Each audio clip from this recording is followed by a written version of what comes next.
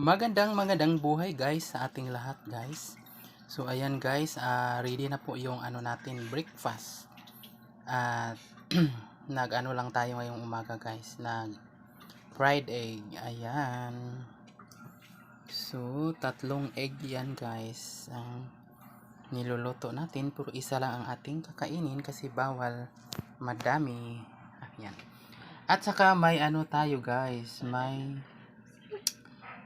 okra na salad guys. So ayan yung breakfast natin guys. So talagang napaka healthy yung breakfast natin. So ready na guys kasi malapit na tayong mag duty. At saka rin mayroon din tayong milk. Ayan. So pagkatapos natin kumain guys, mag-inom tayo ng gatas para pampalakas. Ayan guys.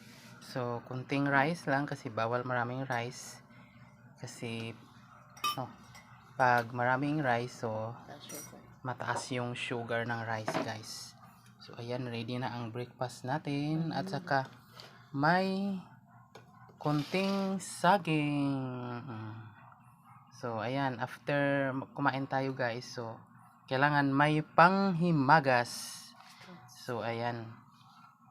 So 5 na lang ang nabilin guys kasi kinain na namin kagabi.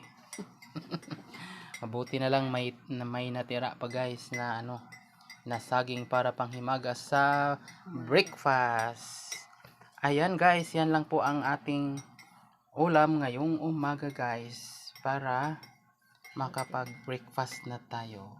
So ayan, masaya ako guys na ganitong mga ulam guys kasi napaka healthy sa katawan guys.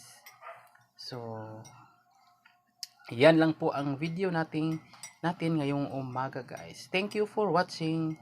Keep safe and pray always. God bless. Thank you for watching.